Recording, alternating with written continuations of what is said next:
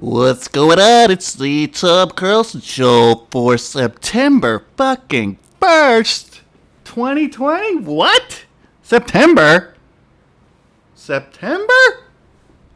When does summer end? You know, growing up, September means it's over. When does summer end? Okay. Summer 2020 started on Saturday, June 20th, which is bullshit. Summer starts in June and ends Tuesday, September 22nd. Woo! Still have 21 days of summer left. So I don't care how fucking cold it gets. Get out on the water, man. Go up to the lake, go to the ocean. Fucking get those last UVs, man. I've been trying. I'm getting white. I went to the park. Actually been going to the park quite a bit. And went over to Sheep's Meadow. And I got a little color back. But man, dude, it's getting pale. Getting pale quick. And based on the weather here, you know, might maybe going back to... very white, which is disturbing. So, hope everyone's safe. Hope you're not running around at riots, bringing fucking assault rifles to quote-unquote protect people's businesses. It's not your job. You're fucking 17 years old. Go fucking home, dumbass. So, welcome to the show. I don't know. I am walking back towards the belly of the beast. The belly of the beast for me, it's corporate America. And I have really, really tried not to go back to that. But I don't want to be homeless, so I have reached out to a couple people, recruiter here, told I've got my resume back fixed up for, project manager bullshit, and I think we're going to go that direction for a while, get some stability underneath me, and still we'll do that. And then just focus more on stand-up as opposed to any kind of producer-type shit. So, trying to get my life together, and I did. I'm very proud of this. I went to the doctor. I don't think I've been to the doctor in at least over a year, maybe a year and a half. Went there, got my blood work done, fucking healthy, A1C, 6.4. Probably better than some of you non-diabetics. So, yeah. So went out to the parks recently because my paleness. I'm trying to get some color back, and actually started reading. I have still not finished a book to completion. In years. I can't remember the last one I did. Usually what I would used to do is I'd travel for work, pick up a book at the fucking, what do they call it? Hudson News, whatever. And it's always like, you want to keep your receipt and you can bring this book back and we'll give you half off the next one. And I have not done that. So usually I get a book, I read about half of it on the plane. Well, no, I'm giving myself too much credit there. I read a third, and then maybe pick it up a couple more times. And I am going to finish some books. Number one I talked about a while back is Acid for the Children by Flea. I'm getting pretty close on that one. I was in Sheep's Meadow by myself, of course. Trying to get some sun. I am very cut right now aesthetically, primarily due to my poverty. Can't eat a bunch of spoot. Gotta only eat when I need to. So I am shredded, but I am skinny. So I was like, dude, I'm popping the shirt off. I'm gonna be one of those skinny guys.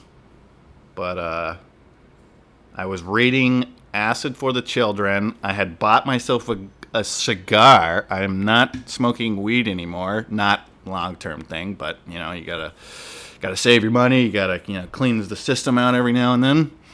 And I bought this cigar, probably when I started this show. Because what are we on? Like the 20th episode? And at first I was a lunatic trying to do 2 of these a week when I had nothing going on. So now down to 1. But I think that's like 16 weeks. 16 weeks of shows. So I got this cigar, about 16 weeks ago. And I got it because I wanted to have something to celebrate with of some kind when I actually started doing stand-up. That's not fucking happening. So I was like, all right, you're just going to kind of relax, enjoy yourself. And this cigar was rather large. I think next time I'll get a skinnier one. And I'm reading. I got my shirt off. I got this beat up old towel, not a beach towel, not a blanket. It's just a beat up old bath towel. I set that down. I get this lighter out. I'm fucking trying to get the cigar going. Smells great. It's not overpowering when you kind of puffing around on it. It's a good cigar. First good cigar I've had in my life. Maybe I'm just getting older. Maybe my nicotine tolerance is higher. But this was a good cigar. I enjoyed it. I smoked it for an hour and a half while reading a book in Sheep's Meadow in Central Park. So pretty fucking cool. And I got a little tanner, but I'm going to have to go out again. But I don't know. It seems like seems like summer is over here. Because I don't even have the AC on. I got the window open. Hopefully you don't hear too many fucking sirens. Yeah.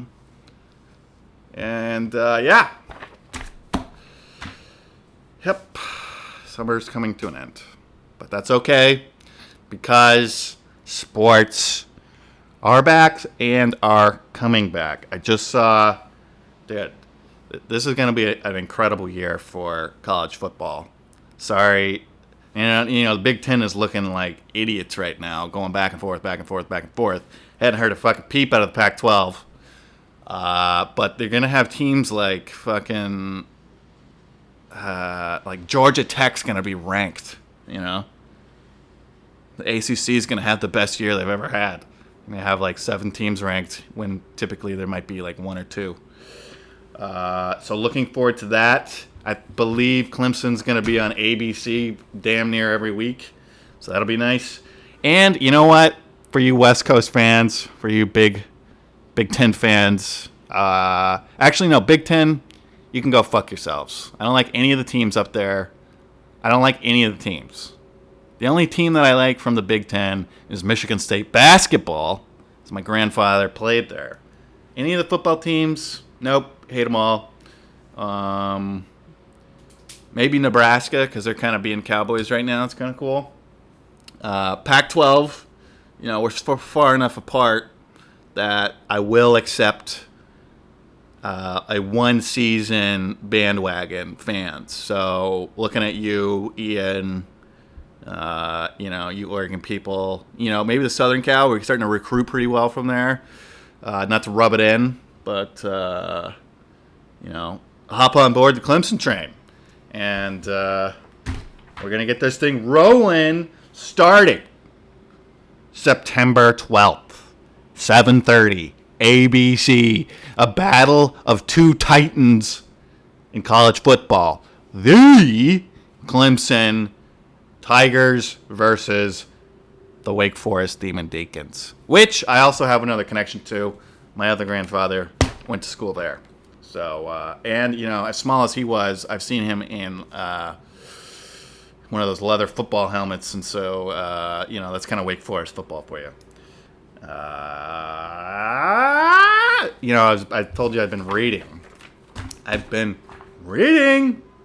And as, the other night, for whatever reason, I don't know if it's because I stopped smoking weed or if I'm stressed the fuck out. I sweated so much that it was concerning when I woke up. I was like, what the heck, dude? There's like a pool right here. So disgusting. But I'm reading now, trying to get back into my mindfulness meditation shit. You can tell by the intensity of my goddamn voice that I probably need that. So for those, wandering, maybe looking for something, there's two books that I really liked. One I got about 5 years ago when I was all fucked up, but it resonated with me. It's called 10% Happier. And, I kind of wish you didn't name it that, because that's not what the book's about. It's not being happy. Happiness, this happiness thing, especially my generation, like, I'm finding my happiness. No. That's wrong. At least in my opinion. You can have your own opinion. Maybe it's not wrong. It's wrong for me. But happiness is not something to be pursued. It is a side effect of the way you live your life. And I will remember forever when I got sober, so when you get sober, when your brain's been on alcohol and drugs for 15 years, or however long it was, 13, no, let's see, 15, 27, 12 years. You got all kind of chemical imbalances going on, and I'm going to butcher this, but you get the point. So you're drinking, you're doing drugs, and you're releasing, dopamine, all this shit in your brain. And so your brain does like, what are we going to do with all this stuff in here? And it uploads, I think is what they call it, more receptors to take in the dopamine, serotonin, GABA, all that shit. And then when you get sober, those uploaded receptors just don't go away. So you have extra receptors for all this happiness, feel-good shit, and nothing is going to them. So that's what they call anhedonia. And they say, I had it for quite a while. They say usually it takes your brain, what do they say, 18 months to 2 years to kind of reset, to get those upgrades, downgrades all figured out. And I remember specifically, I can see it vividly. I can see it as vividly as I can see the first time I took painkillers. The first time I took painkillers, I think I was 15, and I took them with a lemon Propel. It was a screw-off cap, and I remember the taste. I remember the bottle, because in about 30 minutes when I went home and I was just chilling, and this is that time before the opioid epidemic. There was no like, well, you shouldn't take pills, and I was just like, sure, I'll try that. Painkillers. I really didn't think of it. I didn't think anything of it. It was not a big decision that I made. It turns out it may have set me on a path for the rest of my life that I had to deal with this shit. Because at that age, doing that sort of thing, you start wiring your brain in a certain way where it's like, I want more. And I can see the Propel. I can see the pills. I was only 2 at the time. And I remember the couch that I sat on when I got home because of how good and okay I felt. I was an anxious, fucking, unconfident, fucking shy person with a lot of internal dialogue going on. And these painkillers were like, oh, everything's okay. And so that's when I was like, all right, I guess I'm going to be doing painkillers for the rest of my high school career. And so, as vividly as I can see that, this is a true darkness to light story of sobriety. It was about a year into my sobriety. I think it was, getting into the fall. So maybe a year and a half. And I was going to the gym, because you're supposed to do that, because there's scientific evidence that says exercise is good for your brain. just as good as it is for your body. And I remember I was walking. I can't remember if I had just. I think I was getting ready to run on the treadmill, and it was sun was setting outside. We had this gym where, all the top was windows. It was just a nice gym. For some weird reason, Boise, Idaho has a wild bodybuilding culture. I have no idea, but so they have great gyms everywhere. And I remember looking outside, seeing the sun setting, thinking, I'm about to go do a little run here. And I got on the treadmill, and I smiled. And I felt good. I had this little wave wash over me. And I literally was like, it's kind of sad, but it's good. I was like, is this what being happy feels like?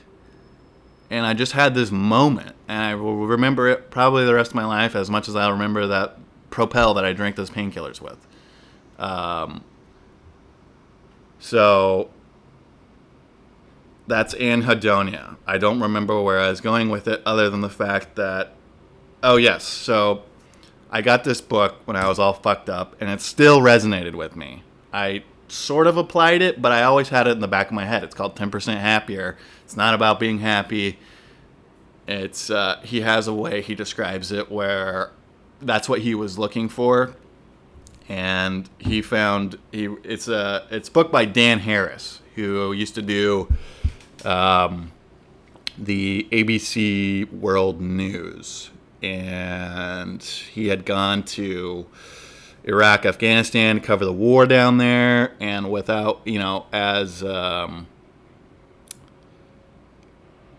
amateur as he thought, it's not amateur's not the correct word, but he didn't realize the effect that being in that environment would have on his brain. So, and he really liked it though, because it's like adrenaline, it's risk, and stuff like that. It's all, the addict shit. And like I was telling my buddy, half the reason I like doing the things that I do is because I see things through an addict's lens where I like the danger part of it. I like skiing without a helmet. I like driving fast. That is all part of this whole thing. And so he comes back. He's in New York working for ABC, gets up to the big leagues doing the world news. And, he started having problems. He started getting depressed when he came back, because he didn't have anything to fill the void left by reporting in combat zones. And so he started doing blow, he started doing ecstasy and stuff, and that fixed it for a while. And I don't really have anything against drugs, to be honest. There are people like myself that just can't do those particular types of drugs. There is argument, and I really not into it, but I read and am interested in the research coming out with LSD, magic mushrooms, and the helpfulness those can have on addicts. But cocaine, ecstasy, all that shit is super fucks up your brain real good, and you don't even realize it. But there are people. That's why I was like, I don't really have I'm indifferent to drugs, really. I believe in people's right to do whatever they want. But when you're doing so much of that, and there are people like me that just can't do them, because once you do it, it's over. It's like, all right. I remember, when I first did coke in college, and at the time, I was pretty normal. I wasn't this raging alcoholic. I wasn't anything. I'd stopped doing painkillers. I was pretty much just smoking weed and drinking like a normal college kid. But when I did cocaine, I remember waking up the next day and thinking, how am I going to get some more blow? Fortunately, that person got kicked out of school, and I don't think he got kicked out of school. I think his parents pulled him out of school. So my coke connection kind of got, away from me. And I knew it was a potentially sketchy thing for me to get involved with. And so I didn't really mess around with it too much until later. But, where was I going with that? Okay. So the point is, people like me, people who have their brains are already wired for whatever reason. And, a lot of people bring it back to hundreds of years ago, having an addict's brain was helpful in the time of wars and stuff like that, because for whatever reason, this is still the case. And this was the case when I was in school, waiting till the last minute to do things, and I passed with flying colors. I'm ready for the chaos. I am calm under pressure, and it fucking works. So they think some of this wiring was kind of started developing back in the day when people had to get ramped up to go to battle every day. But this guy, Dan Harris, he's doing his coke, he's doing his molly, he's doing whatever. And what that does, especially if you're not taking any breaks and letting your brain heal, it raises your anxiety threshold. And man, Flea talks about it really well, in that, when you're doing those kind of things, none of the experiences or connections, the experiences are still there, but none of the connections, none of the things you're talking about when you're on blow and yapping your mouth off, none of that's real. And then it all comes crashing down. It comes crashing down. You can't get high without getting low, man.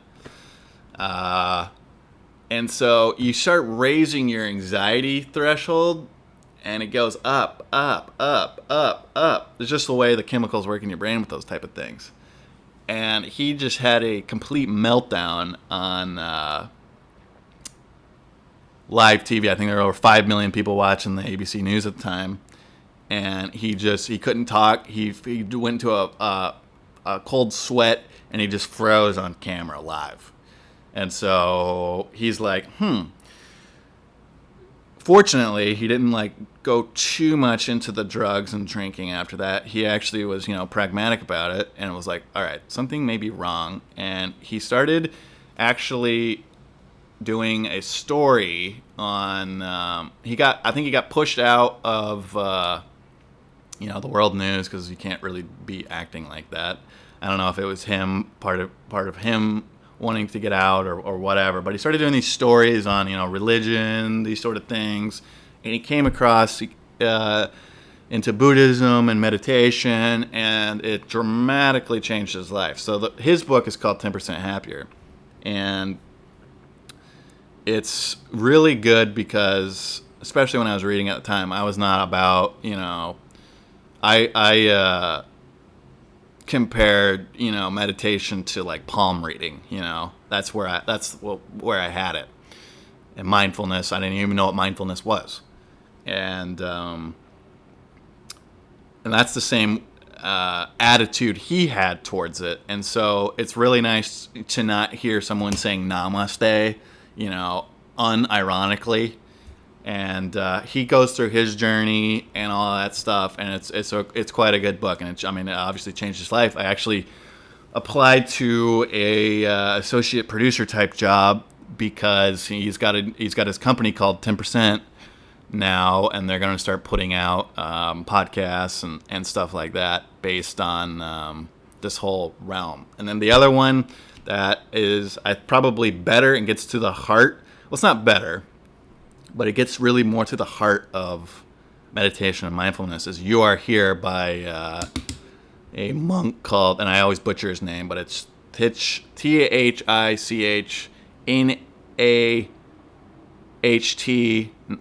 Nhat Hanh, and it's like Hahn or something like that. And he's a very, he might be one of the most respected mindfulness Buddhist teachers in the world. And it's just it's being able to, people always say my mind's too busy to meditate. I'm always thinking about stuff. Everyone does that. Don't be a narcissist and think you're the only person with thoughts going through your head. But the practice is, okay, I'm breathing in, I'm breathing out. What am I going to have for lunch? Oh, not supposed to be thinking about that. Okay, breathe back to it. Breathing in, breathing out. Breathing in. Okay, we got 3 there. Now what am I going to have for dinner? And it's just the practice of going back to it. I am getting back into that. I'm trying just because, my current situation, I'm doing well. I don't need to phone a friend here or anything, but, times is tough for a lot of people. And being able to be present and give your mind a break. Even, and I mean, in his book, he's like, even if it was just for a minute a day to practice that kind of thing. For beginners, he suggests, 5 to 10 minutes if you can, but a minute's fine. You win the day if you do a minute. So go do that. Let me check on my goddamn camera, make sure it's not freezing so I can put it on YouTube.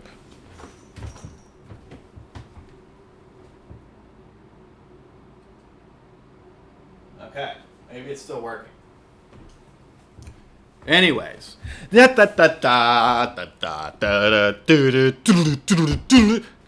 coming up. I can't fucking wait.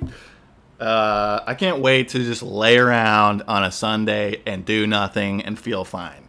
Because when you're when you're anywhere in the summer, you're always trying to do shit on the weekends. I am ready to just fucking, once I get a job, to order a ton of Grubhub and just sit on my couch and hang out and watch NFL, check the red zone, all that shit. So, first one coming up, my boy Deshaun Watson from the Clemson University. They are taking on the Chiefs. First game. I have a sneaky suspicion Texans are going to get it done. I'll put down my 25 cents I got left on Bovada to maybe earn $1. But, looking forward to college sports, looking forward to NFL. I have been watching the NBA. Thank God they didn't decide to quit the season. I know a lot of them internally. I can see the effect of that bubble is having on a lot of those guys. They're getting fucking, they have the stress of not being with their families. They're not, they're living in the same hotel room every day. I mean, these guys are used to traveling. They're used to having their homes. They're used to being able to eat where they want to eat. And, I think some of them were ready to leave regardless. And then the Jacob Blake thing happened. But fortunately, cooler heads prevailed. And I would agree with them that, their message or whatever is more constant and in the public eye with them playing, as opposed to them quitting one time, us talking about it for about a week, and then moving on to college football. So I'm glad they're still playing. I love the Heat coming out of the East. I watched the Heat-Bucks game last night. And, I think I said it earlier. I like the Heat. I think I said that like a week ago. I like the Heat. Tyler Hero, 20 years old. Holy shit. I've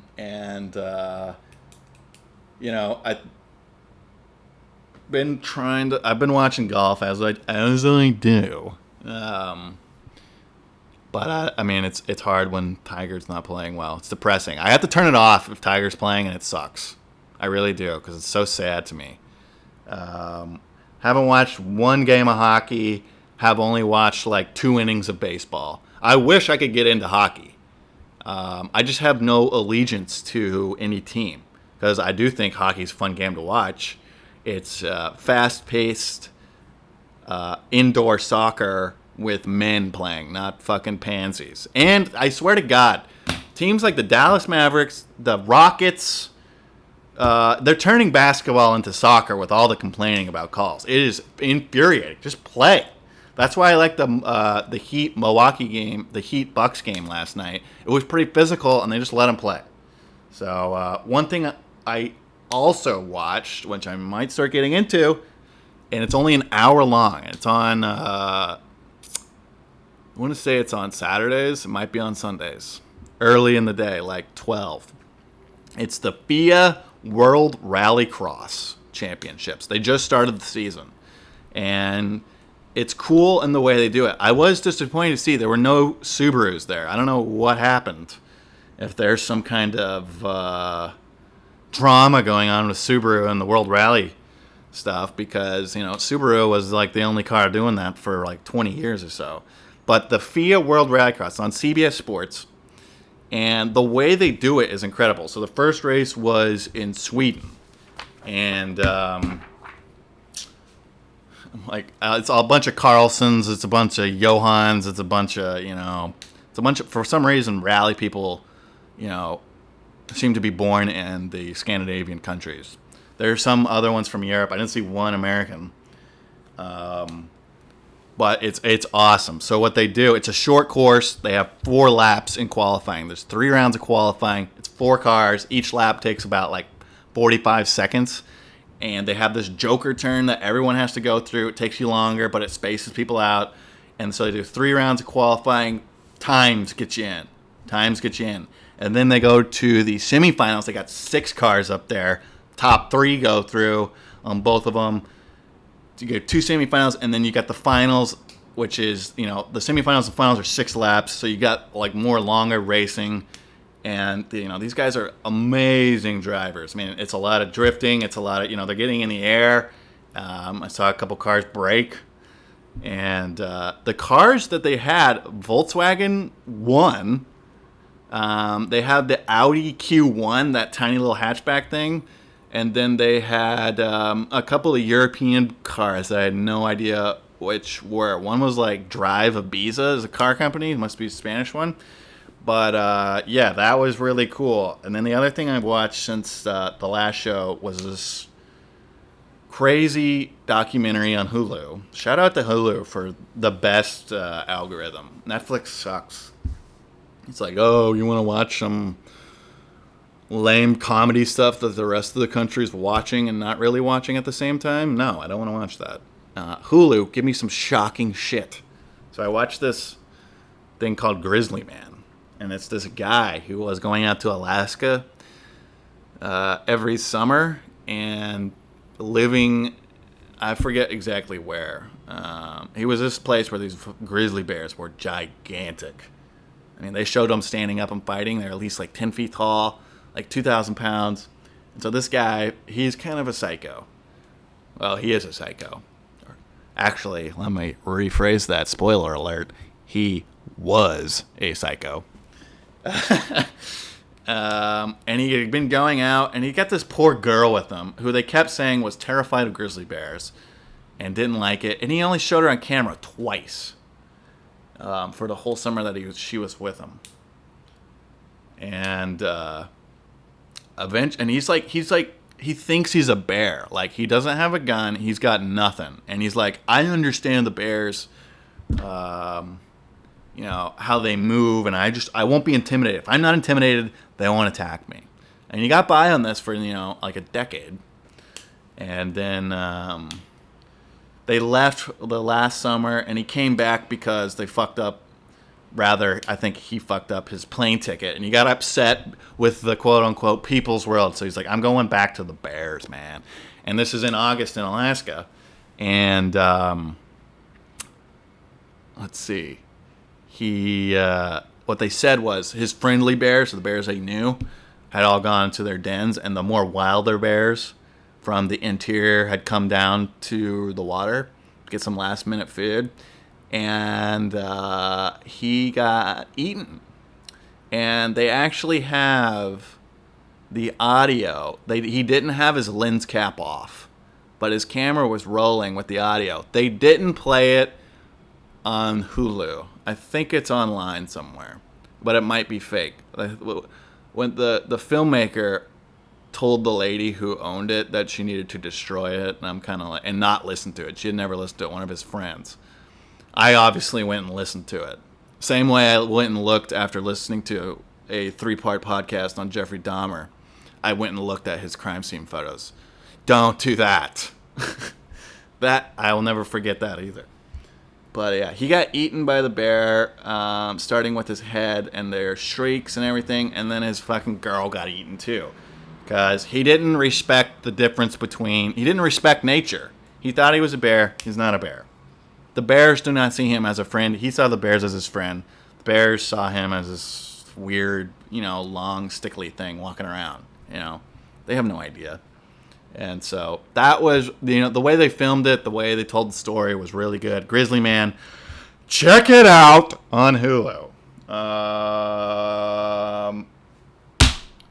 Yeah. What else we got going on? Hopefully, the COVID trends stay down because I need college and NFL football to go this weekend. And I told you last week, I was like, I'm going to do the Dear Therapist thing. I'm going to do the post office. And then I got way sidetracked with the post office. I went off on that. You guys, if you listen to the whole post office thing, you are my fans.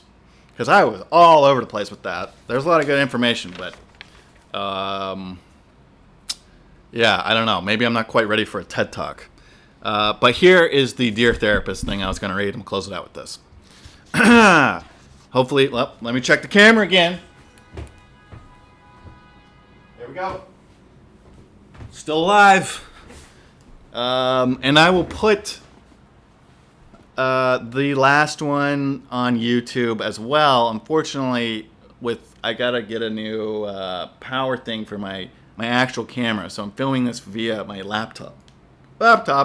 And for some reason it likes to freeze about 20-30 minutes in, and so I was like, I don't know if I'm gonna put this on YouTube or not, but I'll probably put that one on there along with this one. But now with the way things have worked out with my internet devices for some reason, and I don't know if it's YouTube or if I gotta buy YouTube to get first in line kind of things, but it takes hours to upload shit to YouTube. So I'm gonna try to start doing it overnight, so I don't have to deal with it. And so we'll do the podcast will come out day of, obviously, and then YouTube will be there the next day if you want to look at my face. Which, why wouldn't you? So, Dear Therapist, this is since no one wants to write into their problems with me because it's too personal. This is a therapist who answers questions via The Atlantic. And here's the question. Dear Therapist, my husband's family is extremely close-knit, and my immediate family spends a lot of time with them. Okay, my immediate family. So like your kids or your husband? I value raising my children in a warm, extended family environment, but I'm finding it harder and harder to be with my sister-in-law. So, your husband's sister. Okay. And, warm, extended family environment. It sounds a lot like an East Coast type thing. Because, I don't know. But growing up, I didn't have any relatives within, 1,500 miles of me. So, I turned out okay. I had to go to rehab and all. Maybe if I had cousins and grandparents around, I wouldn't have done that. Just kidding. Okay. She is an honest, trustworthy person. Sounds good. And has never done anything to hurt me or anyone else in the family. Unfortunately, I can't stand her. Everything about her rubs me the wrong way. She sees the world in black and white. Oh my God, I can't stand that. Ugh, right now, too. Black and white people. Not race, you idiots. There's a gray. While I see infinite shades of gray. There you go. She's quite accomplished in her academic discipline. Of course she is. Black and white. God, those fucking super liberal academics. God, I cannot stand them. But zero emotional intelligence, right? Which is the main characteristic I appreciate in people. Good for you.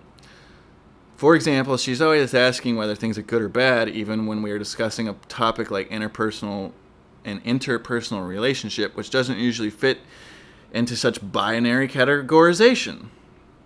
She is extremely health conscious and has lists of things she doesn't eat because, quote, they're not healthy, quote. It's always absolutes, even about subjects for which there is no scientific consensus. I used to try to make special foods when she came over, and I always ended up doing something wrong. She wouldn't eat them, so I gave up. God, can you imagine? Oh, camera's still working. Who would have thought? I never know what to say to her. Whenever she comes out with an absolute question or statement, I find myself either dropping my jaw, saying something that sounds condescending, or both. I feel so uncomfortable. I try to avoid being with her altogether, but that isn't easy to do in intimate family gatherings, right? All of this has really put my husband in an uncomfortable position. He also finds her a bit hard to swallow, but is much better than I am at laughing her off, right? He's figured out a way to deal with it. Or finding a way to respond that isn't hurtful. Also, he tends to gravitate towards his brother, her husband, which is very understandable. But the result is that I am left with her. I'm usually fine at maintaining a conversation with people with a wide range of interests and personalities, but with her, I find doing so impossible. I don't want to create a disconnect between my husband and kids and his family, but I truly don't know how to build a relationship, even a superficial one, with her. I feel like bringing up the issue with her wouldn't be helpful because the problem isn't something specific that she does, but rather her basic personality and emotional intelligence. Any advice would be appreciated. Okay, non-therapist answer. All right, well, you got to talk to your husband about this because that's some bullshit. And you got to talk to your husband about, fuck his sister.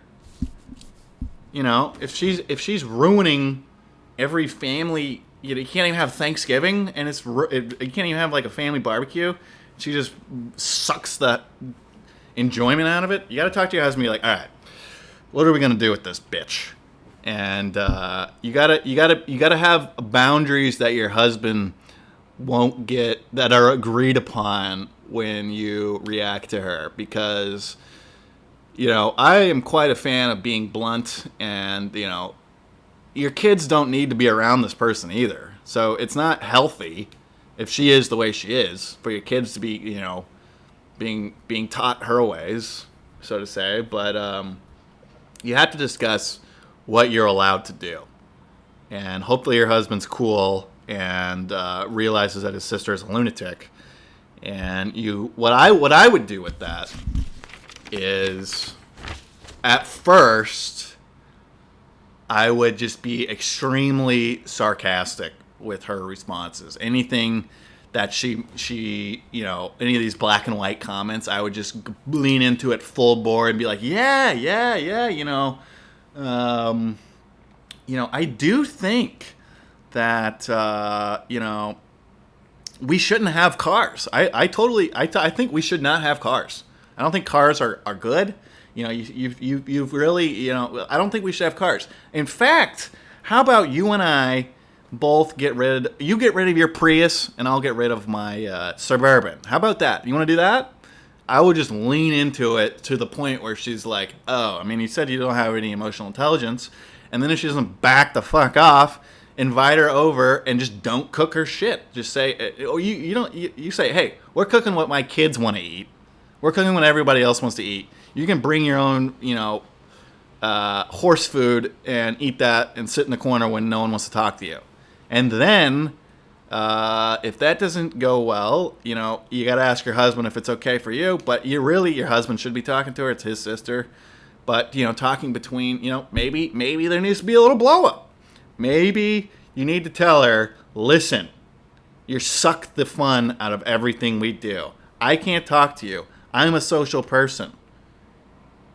I like having conversations. You ruin it all the time. Do you want to have a decent relationship with my family and my kids? Then, lay off the black and white shit, man. Otherwise, I don't want you bringing that kind of negativity into my family. So I think you got to talk to your husband, see what kind of shit he's willing you to say or do, and then you can't just keep letting it happen. Can't do that. You got to confront it. I'd lean into it as hard as you can and kind of make fun of her first before you. I would do that. I would just go full bore.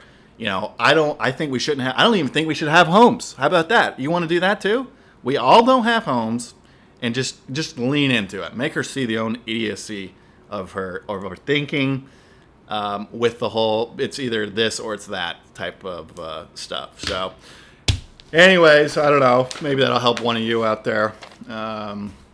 Fortunately, whoever I end up dating or being with, I have cool sisters, so don't have to worry about it. Shout out to Mal and Mare. That is the Tom Carlson Show for September 1st. It's still summer. I'll check in with you next week. Positive energy. R.I.P. Brody Stevens. Let's get it.